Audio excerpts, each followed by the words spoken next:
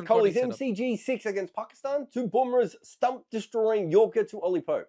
Incredible things happen on the cricket ground. We also get iconic lines off it, like Jarrod saying, "I only believe in Jesse Bye." There are so many incredible moments that cricket fans just never forget. And now you can wear them on your chest. Free Hit Gear has launched a line of amazing t-shirts and hoodie designs. Passionate fans in India can order through their website, freehitgear.com, while fans abroad can use Free Hit Gear on the Etsy store to have items delivered to them. Order now with the code GOODAREAS, all one word, to get a limited time 15% discount, and you can wear a t-shirt like this one right here. Hello, and welcome, ladies and gentlemen, to Good Areas Live. I'm Behram Qazi, who you can find at DefMango on Twitter. And with me, as always, is Jarrod Kimber, who you can find literally everywhere. And we've got a fair few people in the comments already. Genie is here, learning videos by Nikhil, Sheraton KD, Simple Math, Abdul TS, Dev Kulkarni, Swopam, Gango Padhai, I hope I haven't butchered your name, and Soham Chatterjee, who I recognize. So, the premise of this show is, well, as you all know, India have defeated or hammered Pakistan. Honestly thought you were going to go into crick picks then. No. But yeah, India have hammered Pakistan by 6 wickets and 45 balls to spare in Dubai and have virtually knocked out the home team off the Champions Trophy or out of the Champions Trophy. And it's quite a dampener if you think about it, Jarrod, because we're just 5 days into the tournament. It's not even been a week. Yeah, home and away. The home and away team has been knocked out. Yeah. Was it the 99 World Cup where there was a song that was written for that World Cup was released after England were knocked out of the tournament? I think so. Is that the tournament I'm thinking of? It's not quite that, is it? But I suppose everything's a bit extreme about the Champions Trophy because it's like whacked in there, isn't it? So even if they'd won the first game, when's their next game? Is it Thursday, Friday? Yeah, Thursday. So one way or the other, they were probably going home fairly soon in this tournament. Yeah, and I mean, Pakistan have done themselves no favors watching them bat. I mean, honestly, if you think about muscle relaxants, sleeping pills, general and local anesthesia, tranquilizers, horse tranquilizers. I've gone all the way to ketamine on this one. Pakistan's batters out there in the middle have proven to be more effective. If there are any insomniacs out there, go watch them between overs 10 and 25 today. They scored 44 runs for the loss of no wicket. And from 10 to 20, they were 27 for no loss. And like, it was just the last game, Jarrod, where they were 22 for 2 in the first 10 and 66 for 2 after 20. So they have learned nothing. If you take the first 10 overs from the first game and the 10 to 25 from this game, and you put them all together, you can actually go back in time. Yeah. Basically, that's where they're at. And I mean, it's criminal with a capital cry, because that's what they make you feel like doing, right? They literally don't only put you to sleep, but they make you weep. And yeah, I mean, less than 3 runs per over for 15 overs after you've done okay in the power play, right? It was a good start. I can't remember what the opening odds were, but they came into about 2.5, maybe even 2.45 at one stage in the first 6 or 7 overs. And, you know, watching it, I was actually thinking, oh, a couple more overs here and it'll be really worth betting on India. But even within that, like, you're looking at it going, no, there's something happening here. They're playing some smart cricket. They're moving forward. You know, all this sort of stuff's happening. Bubba went out and it was a bit of a floaty one. That's fine. But Imam ul Haq just hitting the ball straight to mid-on and running was... And Akshar, you take on Akshar's arm with that suicidal run? I mean, you're doing yourself no favors. And then of course, they just decided that they weren't going to bat for the next 10 overs. It was a remarkable period of cricket. I mean, I thought Harshit bowled really well, and he probably started it, if we're being honest. And then Mohammad Shami and Hardik, they bowled well.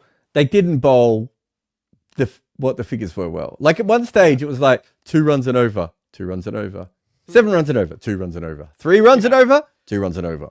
I mean, Jarrod, in that 15-over period, 11 to 25, where they scored 44 for no loss, there was one boundary, that paddle by South. And between those 2 boundaries, in the 26th over and that one, we all aged like 5 years, right? Our greys went grey. Can I be honest? Greys of their own. That's the biggest problem with India-Pakistan games, right? Is any other game, and it just doesn't matter if it's... like, or have we had a good game in this tournament yet? The Australia one versus England? Yeah, but even that was the only one that kept any tension I'm not sure that ended up being a good game. Maybe it flirted with it, right? Like every game's been bad, but when an India-Pakistan game is bad, it's the worst possible thing for cricket, right? Because so many people are watching it and like it just doesn't go anywhere. I don't know about you. I was just frustrated with how crap it was. You were probably frustrated for other reasons, but I was just frustrated with how crap it was. For starters, they won an important toss, right? And had they posted 280 odd on the surface, they would have fared all right?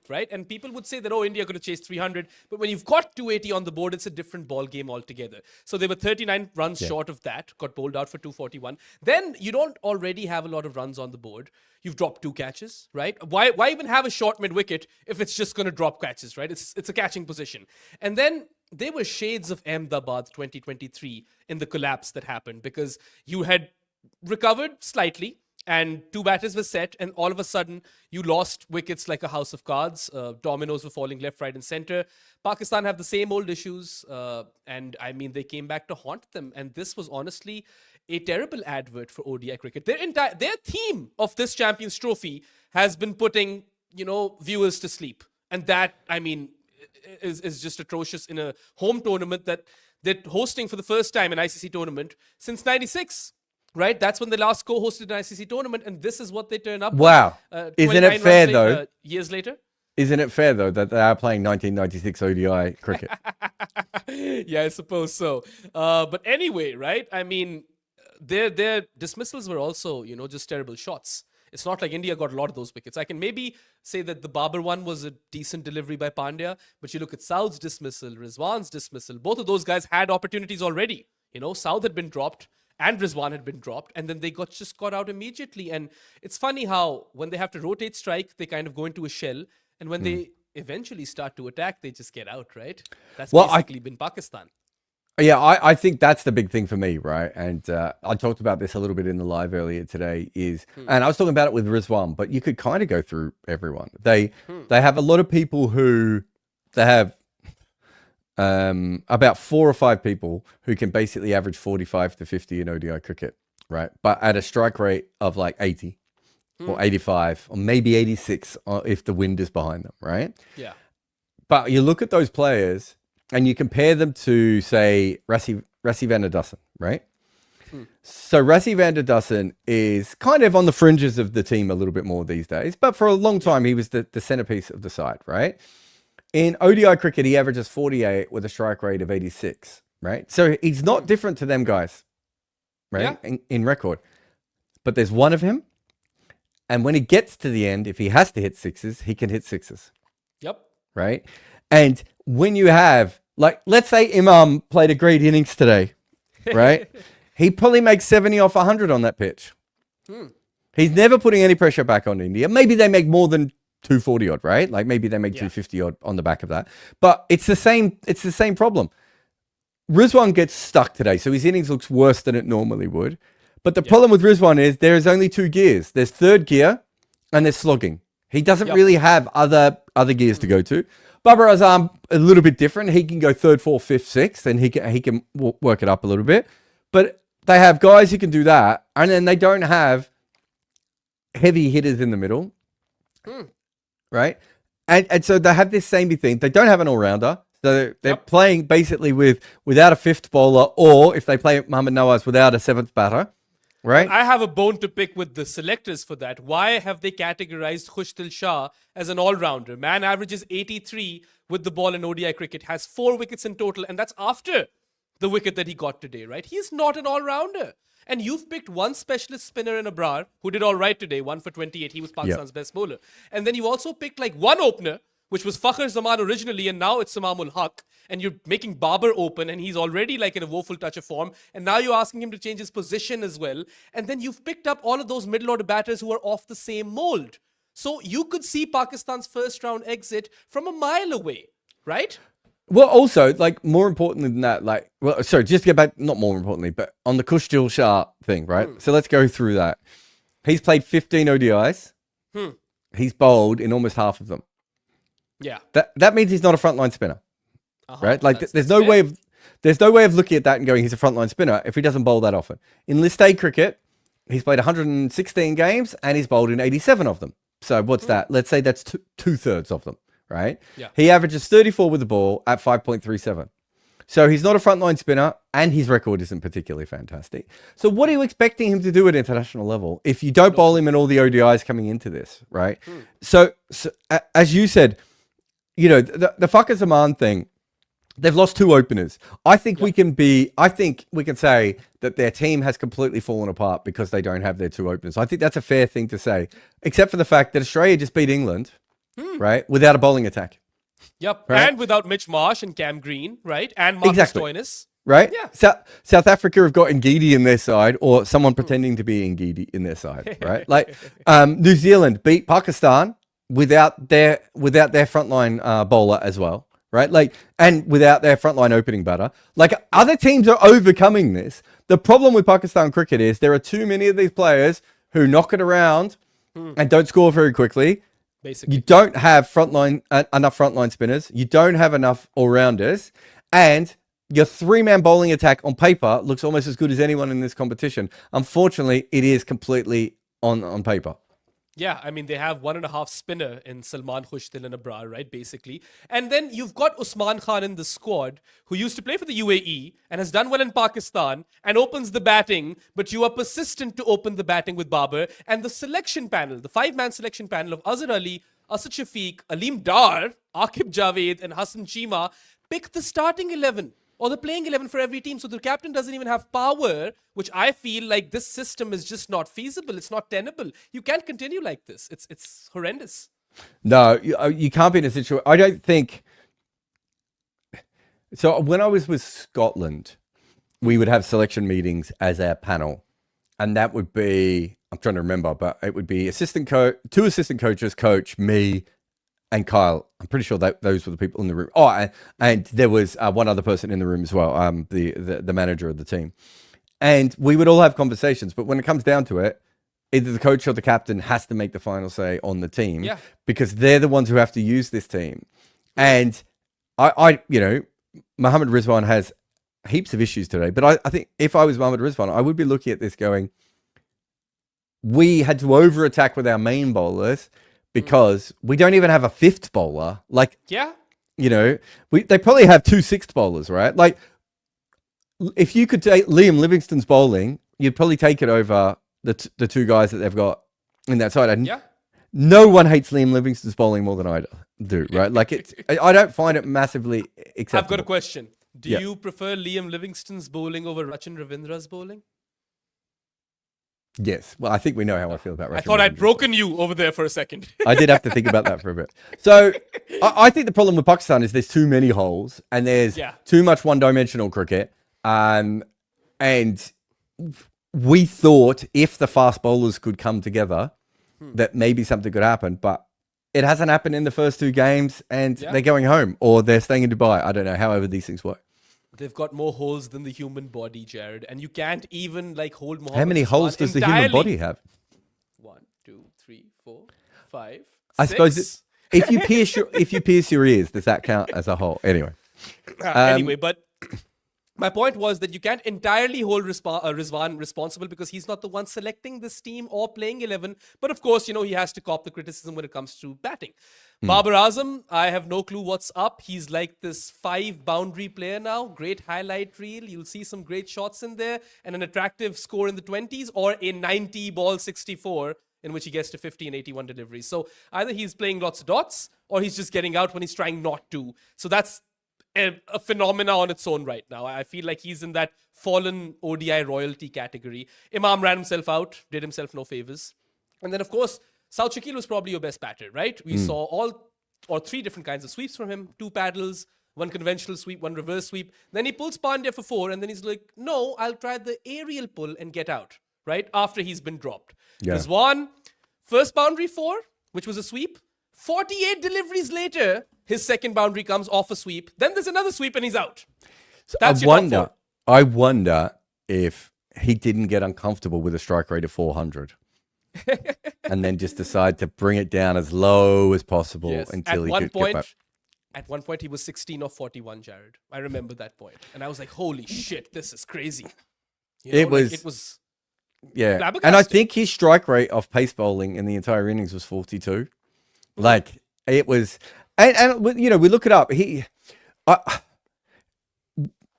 a very good rotator of strike, and he's a very good runner of twos when he's not cramping, right? And he does a lot of things right, but he's a player who can't get behind because he can't catch up. This whole idea of the catch-up player, like, okay, if you're Chris Gale, I'll allow you to catch up. Even if you're Steve Smith or you're Virat Kohli, I'm like, it may not be the way I want you to play, but I'll allow it, right? Like, because of other things they give you a side. If Rizwan gets behind the rate, the only way I've ever seen him catch up is slogging.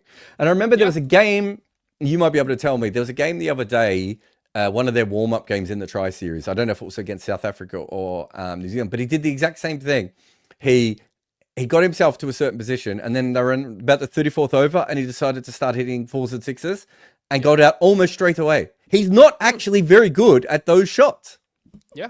No. That's what happened with South Africa. And also, yeah, that's the one. Jarrod, if you are 96 for 2 in 25 overs in an ODI, you are always playing catch up till the end, right? It's unacceptable. This was the sort of track where you had to actually go big in the power play and capitalize on the first half of the innings because it gets tougher to bat on late as the game progresses, and the outfield was quite slow as well. So Pakistan's batting was criminal. I think the top four deserve more of the blame over here because they played more deliveries. Like Tayyab failed, Salman has been decent in recent times, but he also failed, and Khushdil, weirdly enough, has come good with the bat in these two games. But anyway, let's come to Pakistan's bowling for a bit.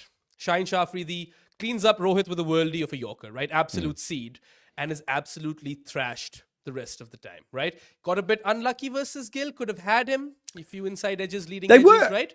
India were a little streaky at the start. Yeah. I mean, I suppose they're attacking so much, you have to allow for that. But you could see if that was replayed again that Pakistan might have. Not sure Pakistan bowled well, but they might have got a couple of extra wickets. Like, was it Kohli who got the edge down to third man, and there was an inside edge past the stumps, and well, you know that leading edge or whatever high flying edge that Kohli got to third man, Naseem didn't even like put in a proper effort. That could have been caught if you remember, right? They dropped 2 catches, and Shaheen, sure, he bounced out Pandya later, and that Rohit dismissal was like definitely highlight reel material. But overall, you look at him, and he's bowled 8 overs, and his figures read 2 for 74. Sunny Gavaskar made a comment, which was as bad an insult as you can cop, where he said that Indian batters are treating Shaheen like a spinner, right?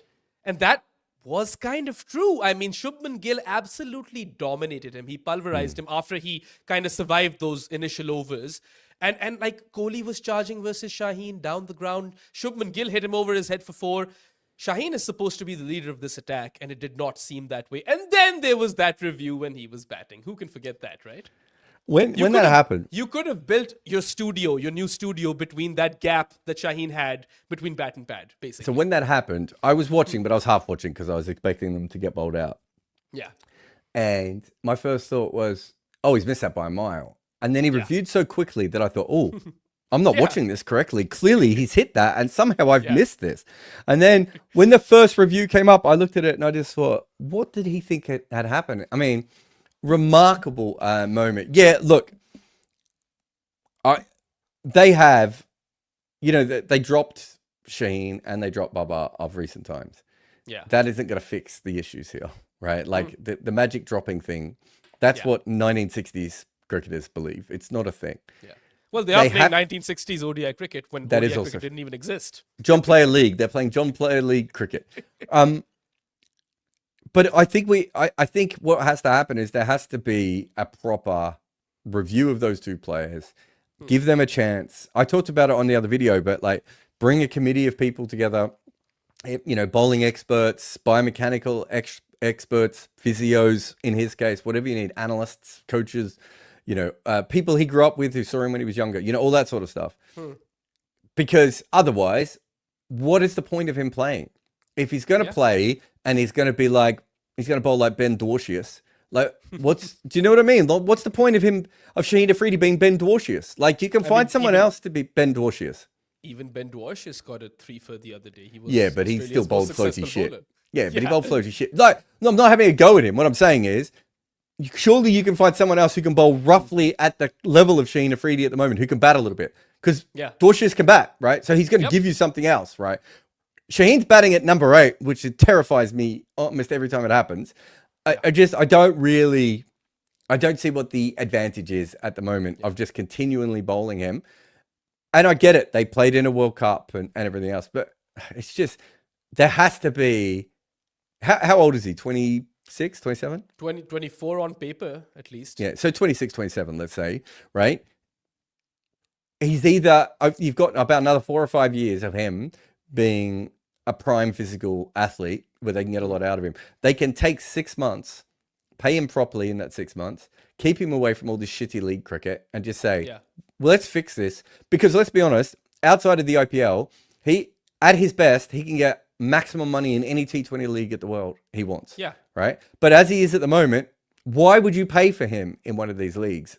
Right? Like I think there are better options available than him at the moment. Absolutely. And I mean, with the bat, I don't even know why he bats ahead of Naseem Shah. I trust Naseem more with the bat. And, I saw Shaheen versus Tabriz Shamsi recently, and I was like, okay, he does not know how to play left-arm wrist spin. Don't come out to face Kuldeep, the best left-arm wrist spinner in the world, right?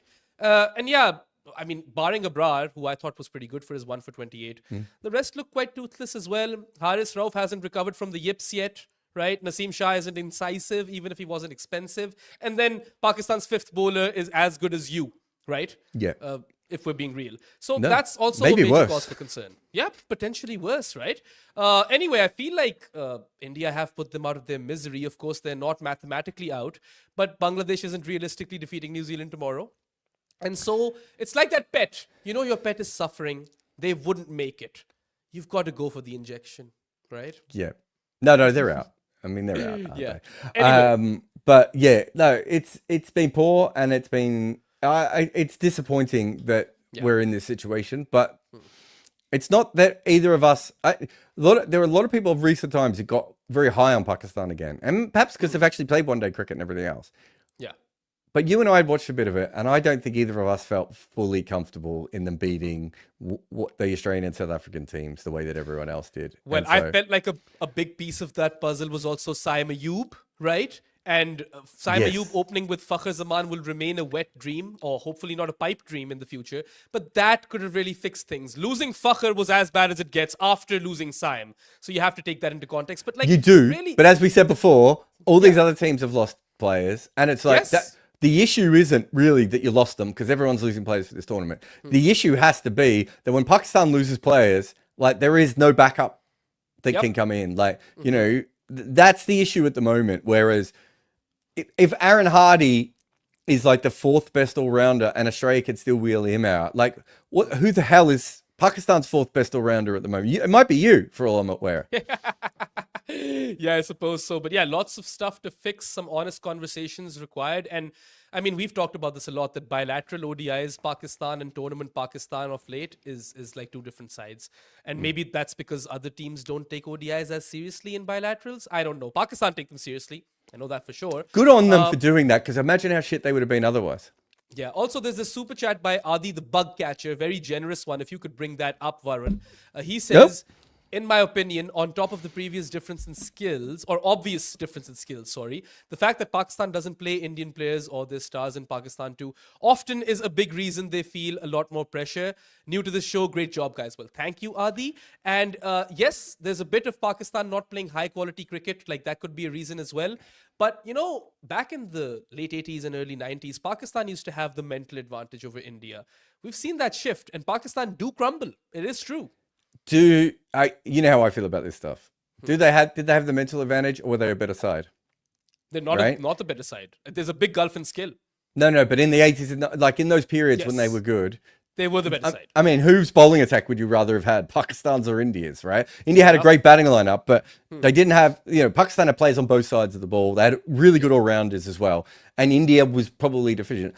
So I did this today, right? And I'll try and remember all the names, but Jaiswal would be Pakistan's best batter in this side, and he's not in India's squad, right? Yeah, basically. Would Ravi Bishnoi play for Pakistan right now? Yep, Pakistan don't have a lot of wrist spinners. Abrar isn't a wrist spinner. He's a reverse Mendes. Would Nitesh Reddy be playing in this side? Yeah, of course. 100%. We could keep. Would Mohammad Siraj be playing in this side? Yeah, on current form. He'd certainly be in the squad. Siraj's form is dog shit. right Yeah, now, I his form suppose. is dog shit. I still think he'd be in this side right at the moment, Yeah. right? Like we can go pretty Abhishek Sharma, Tilak Varma, Sky. Yep. You throw a random name out, Sanju Samson. Abhishek Porel. Let's go a bit deeper with this. You know, No, oh my god, I want to forget. What's that guy that plays for Delhi who can't really? He bowls off spin and he doesn't make any runs. I want to say it's Yash someone, but it's not Yash. It's someone will remember it in the comments anyway. Like that Lalit Yadav.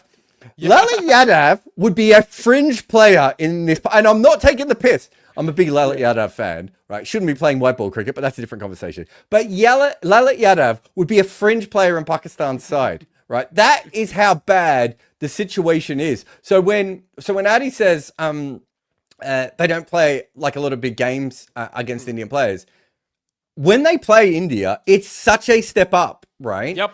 So I know sometimes Australia have been really good, and obviously South Africa have been at that level in England a couple of years ago. But at the moment, India is just a massive step up for Pakistan, right? That New Zealand side isn't particularly good, right? Like it's got some holes in it, and it's not 100%, right? They are so far behind that Pakistan, and I reckon you could go through and find 8 decent Indian players not in this squad, right?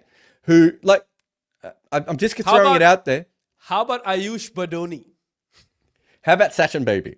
How far can we take this? Yeah, I mean, we could really have a lot of fun with this. Right? You know what I mean? Because, and what I mean by that is, Rahul Rahul Tripathi. Tripathi would be a handy player in this side. But what I mean by that, it's not that Pakistan is shit. It's that Pakistan has about 6 or 7 really decent players, but there's so much overlap in those positions, right? Yep. Like Shan similar. Yeah, Shan Masood could play in this side, right? And Taib, who they've just brought in, I looked up his List A record today. His List A record looks exactly the same as Shan Masood's, as Imam Al-Haq, and they're trying to make him into a hitter. So they don't have hitters, they don't have all-rounders, right? They don't have the high quality, but obviously the openers are probably, even though Faka hasn't always been around, the openers are maybe slightly different there. The openers they should have had. Their fast bowlers aren't performing at the level that you want them to be at the moment, right? That is what you were talking about. Going up against an Indian team who went, we don't need Jaiswal in the squad. We don't need Siraj in the squad, right? Ashwin, you can retire. Sanju Samson. We exactly. don't need him. So that's the team that you're playing against. These guys are automatic. And we still know because of the quality of well, probably, you're going to saw Shakil in here now, but certainly Rizwan Also, and Baba and Shaheen and those guys. Aditya Manijai has just mentioned that Rishabh Pant, of course, is also on India's bench. He would also be quite handy. So when you go through that, you are talking about a big difference. Now, some of it is form. Because peak Baba and peak Rizwan and peak Shaheen, then those players are very different, right? Like Shaheen Afridi, if he was peak Shaheen Afridi, he'd be him and Mohammad Shami would be the first 2 bowlers picked for India, right? Yeah. That's how good he is. But exactly. That's not what we're talking about. We're talking about this guy who has scalped Shaheen Afridi's hairdo and put it on and is bowling little powder puffs, right? Ben Dwarshius. He's the tall, better-looking Ben Dwarshius that no one wanted. Basically, it's like one of those aliens from Space Jam has sucked out Shaheen's powers. That's what's happened over here. Anyway, I don't have much to talk about Pakistan anymore, so let's take some more of these super chats which are about them. Kaushik Iyer says, the theme song for this tournament is Jeeto Bazi Ladke, which means, Jarrod, fight to win. All right? Okay. And this is what Pakistan turns up with, so infuriating with the lack of fight. It's just the game plans are so god-awful, right? Like, yeah, I think you have to be careful with the whole lack of fight because they played shit, right? Yeah. And when teams play shit, we go, they didn't try hard enough. And it's like, did they play shit? Do you know what I mean? Like, Rizwan looked like he was fighting to me. It looked like he was fighting his own ability to score runs at times, right? Yeah. So they weren't competitive. I'll give you that, Kaushik. But when it comes down to it, it was just, I think it was disappointing. But it really is. They play a bad. We've been talking about this since Behram came on the show. Me and Bharat used to talk about this. I used to talk about this on my own. Like from the first time I took callbacks or whatever they were on the old audio podcasts that we used to do when people could like call in, everyone was like, don't you think Pakistan's playing the wrong style of cricket? And the answer is always yes, right? We know they are, but there is also an element of that. That doesn't mean the Pakistan fans shouldn't be disappointed with how far they are behind. I don't think 240, was it 243, 242, whatever it was, 241. But they are a good light year behind in limited overs cricket. But I don't think that was a terrible score, right? But on top of scoring 40 runs less than they should have, and let's not forget the last 9 balls or whatever where they didn't score in that innings. And they didn't even run that double. Do you remember that double that they didn't run? It was, don't even get me started on the end of that innings. But on top of that, they then didn't bowl particularly well, right? They don't field particularly well. They're not very good tactically. There's just, and then they don't, as you said, the selection is a bit weird. They don't have the depth of some of all the other teams. It'd probably be Sri Lanka and the West Indies would be the other two teams on a similar level that when they have injuries, you're just like, well, that's it. Thanks for coming. Piss off. And maybe it's as simple as that. Yeah. Also, Kaushik, maybe the song should have been Haro Bazi Sulake, which Jarrod translates to let's lose the game by sleeping. Anyway, or putting others to sleep. Roger Binney is in the house, president of the BCCI. I don't know if it's the real guy or not, probably not. But he says, knocked out after 5 beers and a wine. Still able to understand you guys. What does that say about you? That means that we are the whisperers to drunken people? I don't know. Or we're probably makes sense, doesn't it? Yeah. Anyway, that's enough on Pakistan. We still have a lot to talk about with respect to India, but let's take a short break at this moment. You're watching Good Areas live with Behram and Jarrod, and we'll be back very shortly. Cricket media used to be pretty simple. Find your favourite newspaper, head to Cricinfo, and maybe a blog you like. Now just finding the best stories and writing is a huge challenge. You already have a job. You just want to read about cricket. Well, that is what the best of cricket is currently doing. They go out daily to find the newest cricket coverage and the best stories from any publication in the world. And when they can't discover what they want, they also hire some of the best writers to produce their own great stories. You can get the best of cricket via their website or on WhatsApp. They find cricket's best stories and give them to you every day. Welcome back to Good Areas Live. You guys are with Behram and Jarrod, and we discussed Pakistan and all of their flaws in the first half of this show. Let's move on to India, and what better place to start than King Kohli, who scored an unbeaten 100 on the dot, and at one point it felt like he might not even get there, but then he struck that 4 through the covers towards the end and won the game for India. A very familiar sight because he is the king of the chase, ended up as player of the match as well. It was his 51st ODI ton, Jarrod, so he's 2 clear of the great Sachin Tendulkar now. Also the fastest to 14,000 runs, and he has the 3rd most runs in international cricket now, and is only behind Sachin and Sangakkara.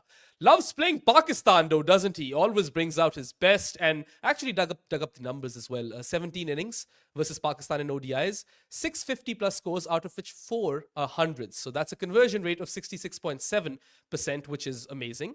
And I mean, look, his batting average versus Pakistan in multi-nation tournaments is also 81.4, which is the highest for a minimum of 1,000 runs. He is the king of the chase. He's back in form, and what better time to come back in form, right? Yeah, one thing I would say is I wonder if his style of cricket is more closely suited or better suited to playing Pakistan than other sides. This particular attack.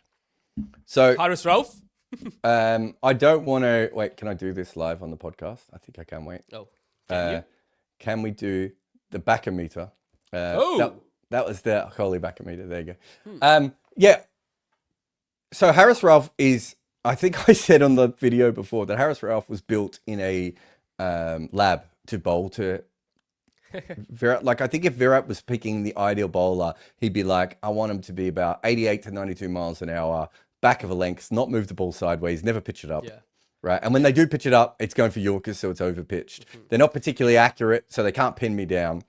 Then at one point, Jarrod, sorry I'm interjecting, but at one point I felt like Virat Kohli could dab every Haris Rauf ball to the 3rd man fielder for a single and get to this target, right? Yeah, exactly.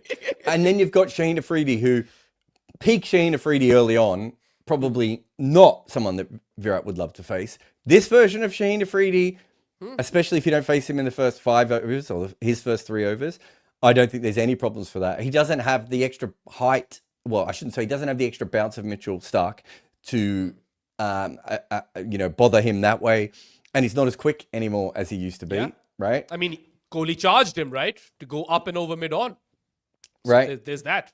And the only seam bowler who was really a good match for Kohli from a bowling perspective is Naseem Shah. And I think he had a strike rate against him of about 40 today, and he went at more than a run ball against the other two.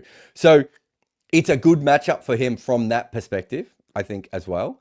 And so I do, I think you've got to take that into account. Plus, Rohit had kind of knocked the top off of this game. Shubman Gill made sure that by this time Shubman Gill went out, there was, the game was kind of over.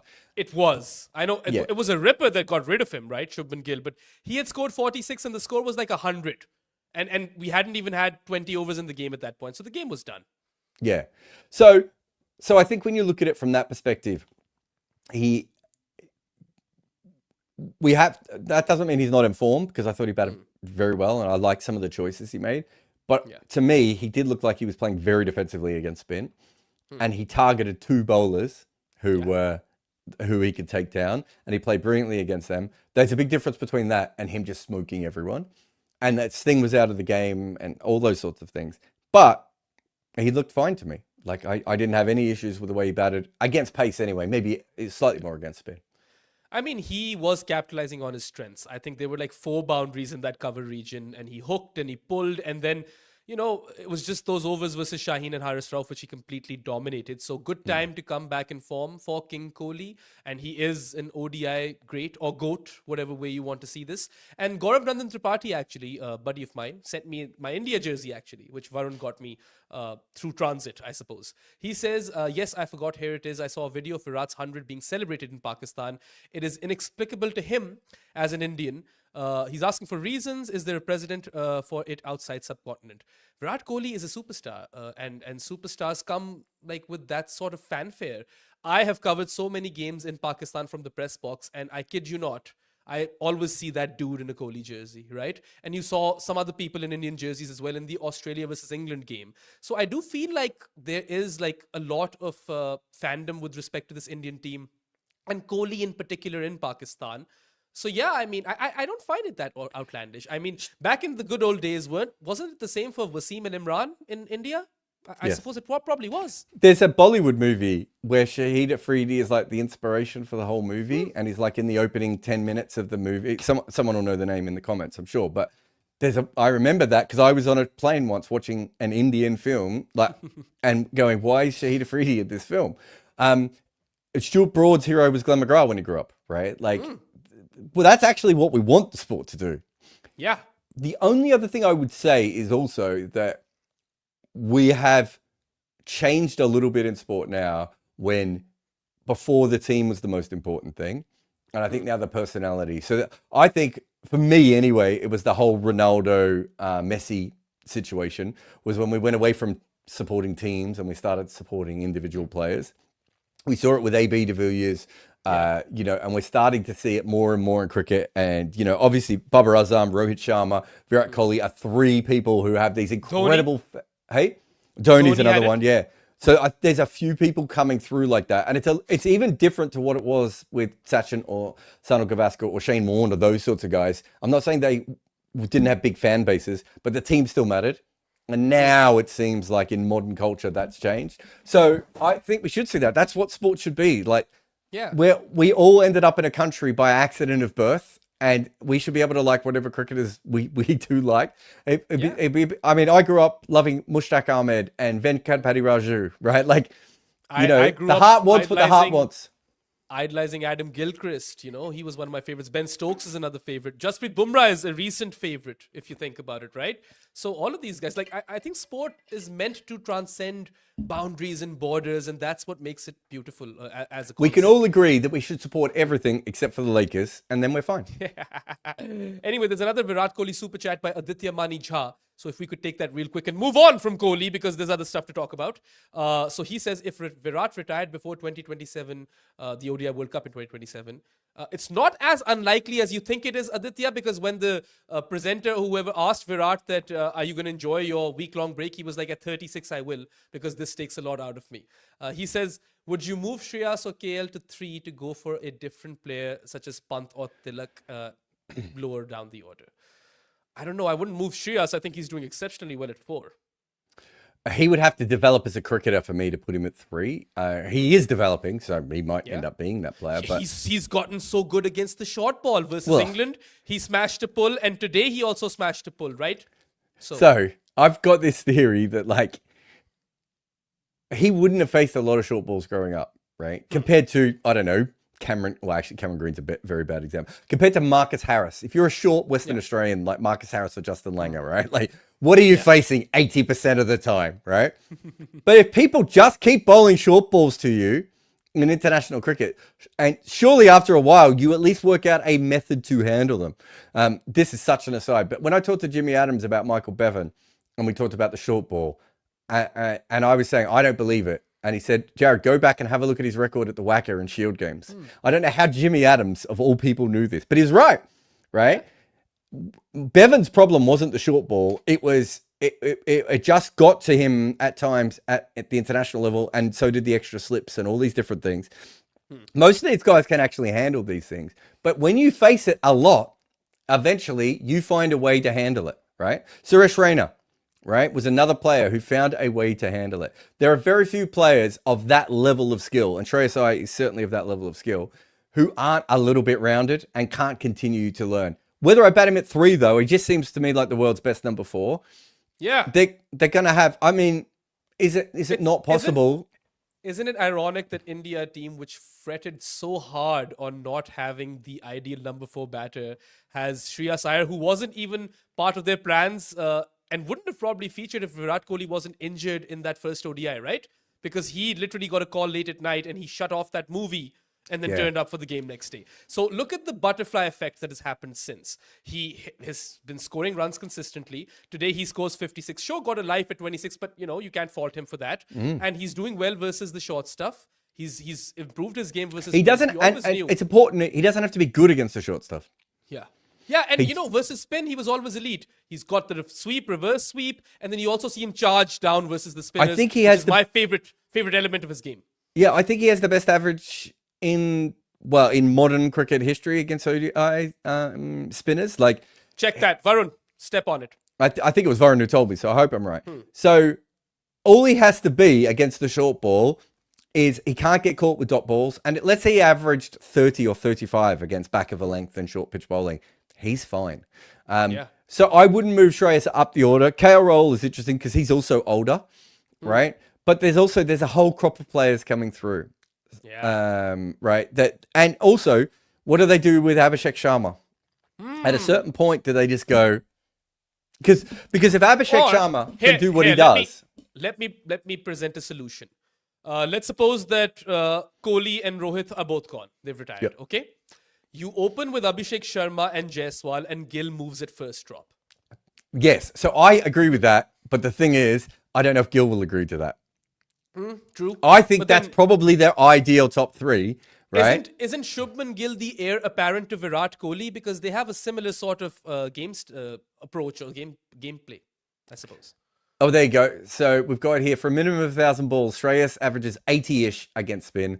Javed Miandad is at 88 and Hussey's at 84. So on modern day, I think I was right with Shreyas, and it's slightly different. But yeah, but Shubman Gill doesn't want to bat at number 3 anywhere. That's the problem with Shubman Gill. But yes, I think that is what I would do, because then you've got Shreyas at 4 and you can do whatever you want after that. Like, I like that lineup a lot. Anyway, we've got some more super chats. So let's take Adi the Bug Catchers. He says, Wasim Akram was my favorite bowler growing up, still is. That was true for a lot of people. I mean, Eek has never even watched him bowl in the flesh, Jarrod's son, and Eek loves Wasim, right? And Virat is just the first global cricket superstar in the social media age. Very important. Good point. So not surprised to see his fan base in Pakistan and other countries. Yeah, I mean, look, honestly, how can you not love Virat? So honestly, the first players I saw where the personality was a big place wasn't Virat. It was actually Kane Williamson and AB de Villiers, where people started having ABDV and AB17 and stuff in their Twitter profile, like in their handles. And Kane was another one that I started to notice the same kind of thing of.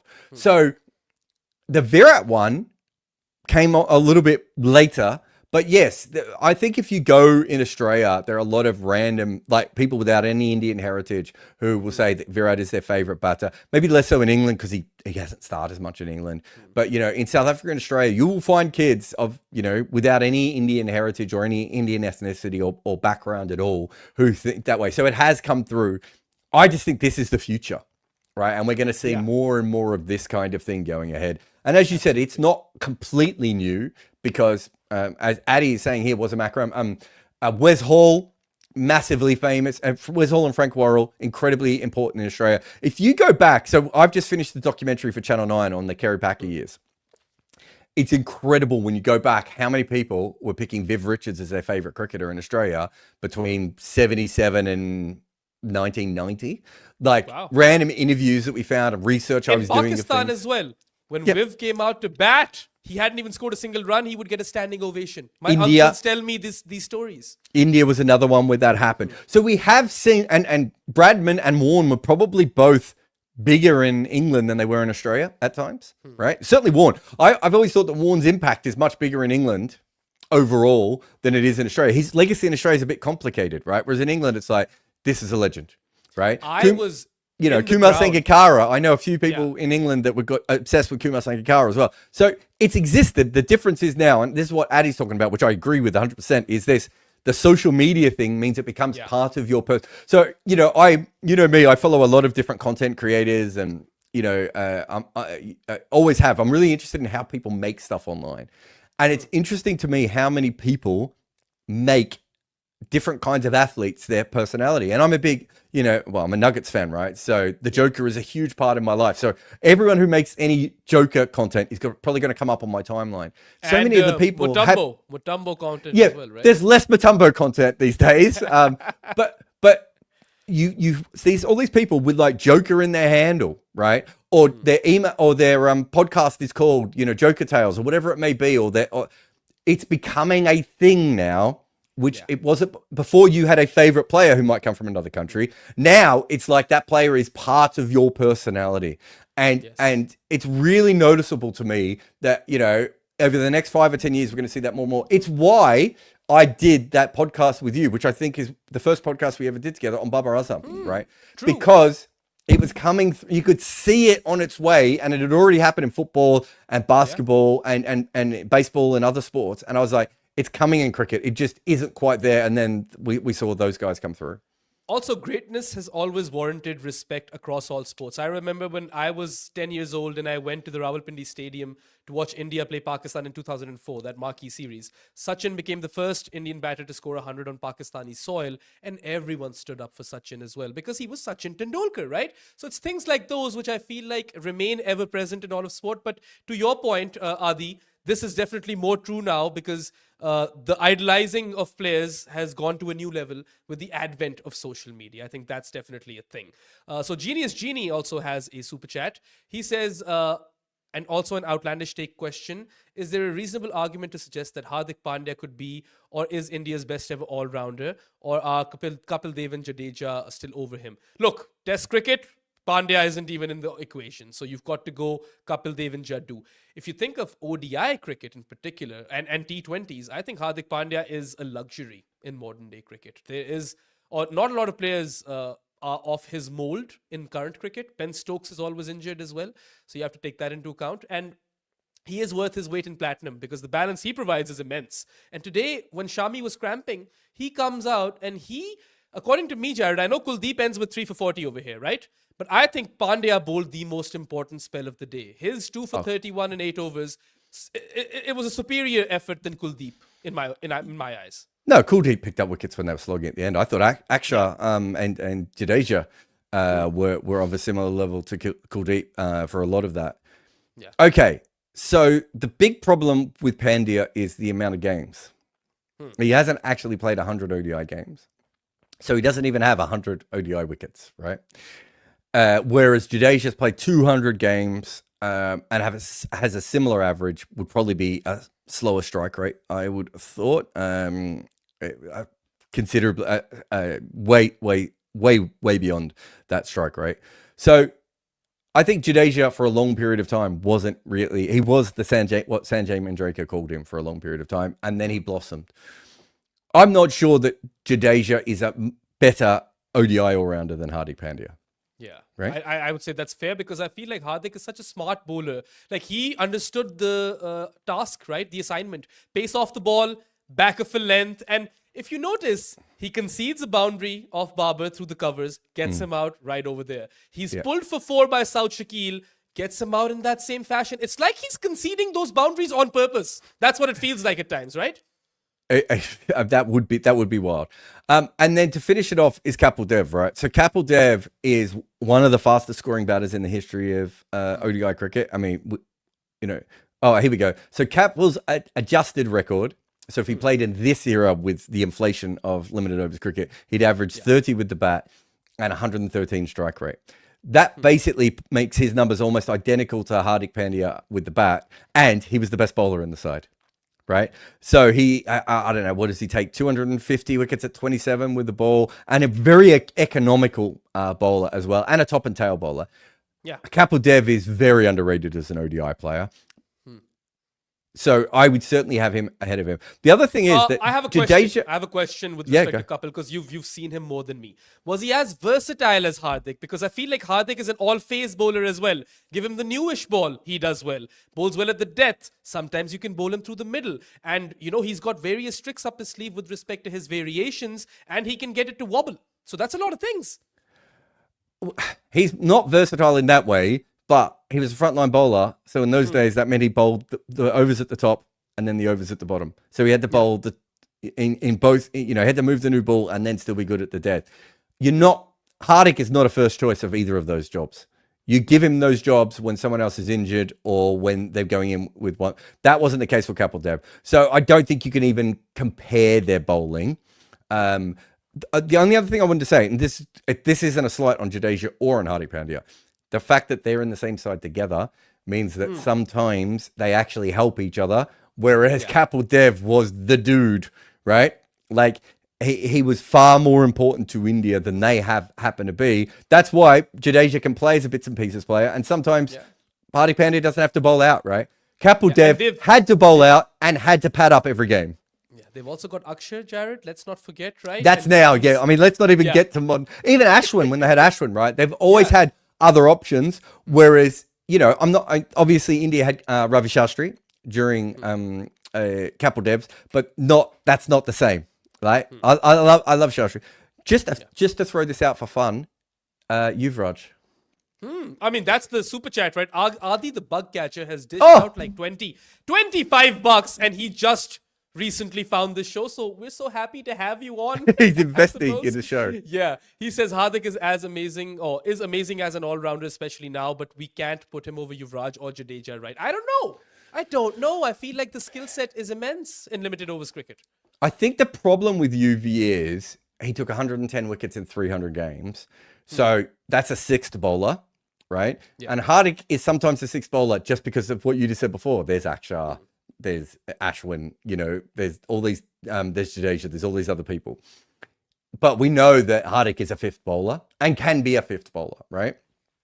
Maybe he's the kind of fifth bowler where you'd still like to have a sixth bowler hanging around, like an Aiden Markram behind him a little bit. But you don't, he's more of a fifth bowler than like Marcus Stoinis, right? Or Liam Livingston or these sorts of people.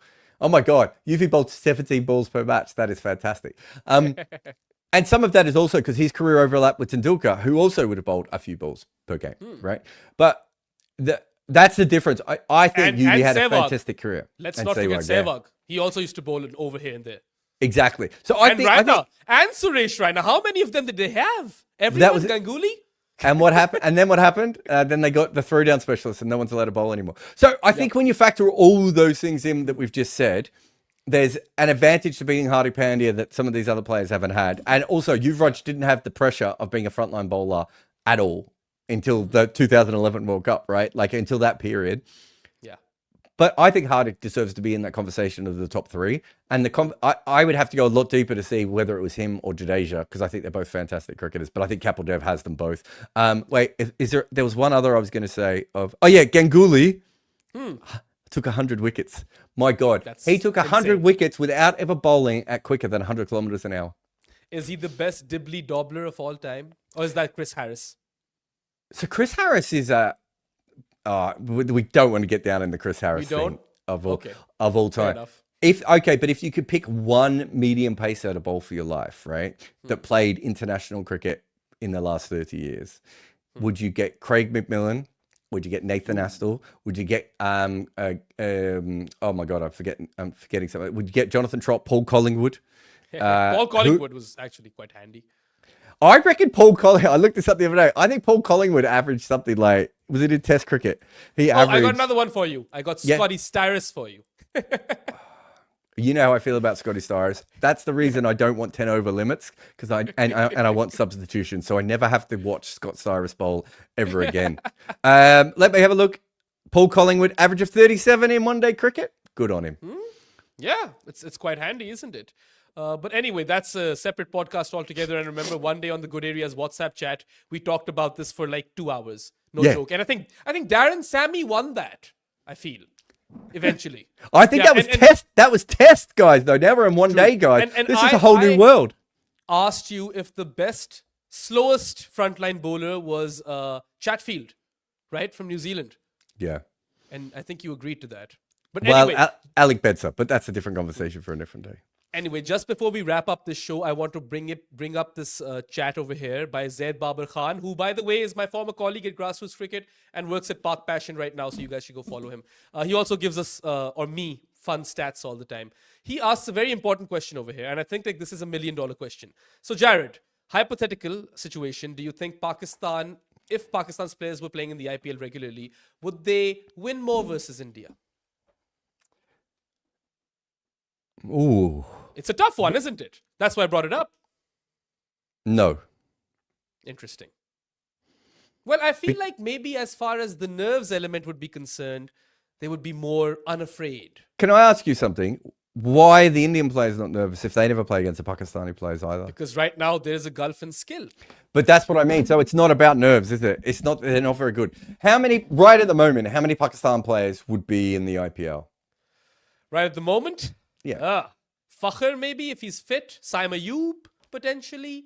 I'm not sure either of them would be in the IPL, right? They might be backups. Relearns how to bowl leg spin. Shadab at his peak, Shaheen at his peak. No issues there. Maybe Rizwan if you wanted an overseas keeper and an anchor, right? Like you might have picked him. Potentially Naseem. If Naseem when he was at his best, definitely. Iftikhar during the summer of Iftikhar. What about Mo Harris? No, I wouldn't, but you know how I feel about Mo Harris. But so the point is, there isn't actually that many players who would be in the IPL at the moment to actually get that much better. Yeah. The conversation is a little bit different if you're looking at that period where they were good, right? Which isn't that long ago. They made a T20 World Cup final not that long ago, right? And less than 3 years ago. And Shaheen Afridi injured himself, and literally the entire Pakistan cricket has gone to shit since then, from what I could tell. Right? So they weren't bad not that long ago. Yeah. Anyway, you guys have sent another super chat. Jarrod told me before the show that if this goes before an hour, he will travel to Pakistan and murder me. So we're going to take this real quick. It's from Don't Take. Well, we're going to take it now because you've sent us money. New Zealand is the birthplace of Dibbly Dobblers. Adding one more to the mix, Gavin Larson. Thank you for that. And thank you for the money. And thank you to everyone else. Do you remember Gavin Larson? I think I do.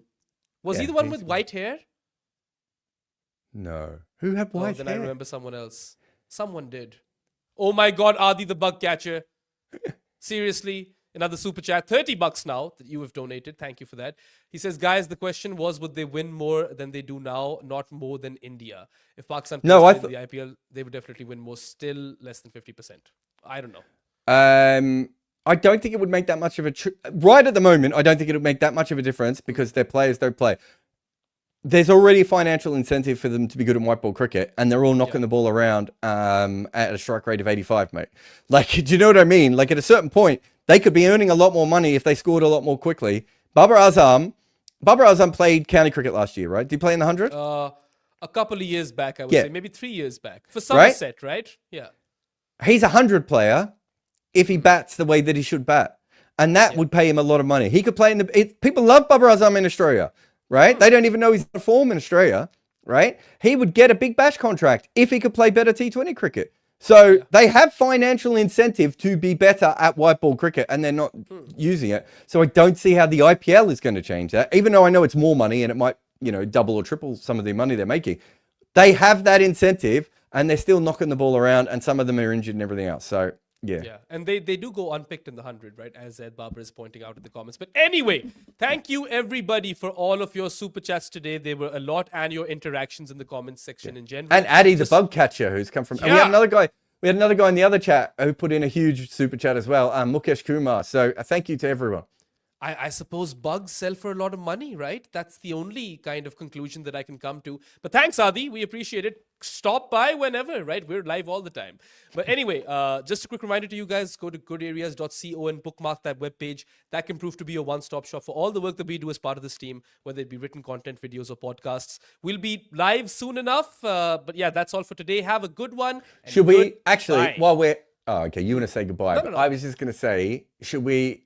maybe after the next couple of games, do another one on like Tuesday night or something, now that we know where the tournament is going. Well, tomorrow is Tuesday night, so if you want to jump on, I'm ready. Tomorrow's Monday night, isn't it? Oh, is it? Yes, it is. Let's we'll talk about it. I think you need to finish the podcast when the two hosts are not sure what day it is. Good. Cricket media used to be pretty simple. Find your favorite newspaper, head to Cricinfo, and maybe a blog you'd like.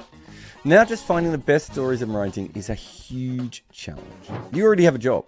You just want to read about cricket. Well, that is what the best of cricket is currently doing. They go out daily to find the newest cricket coverage and the best stories from any publication in the world. And when they can't discover what they want, they also hire some of the best writers to produce their own great stories. You can get the best of cricket via their website or on WhatsApp. They find cricket's best stories and give them to you every day.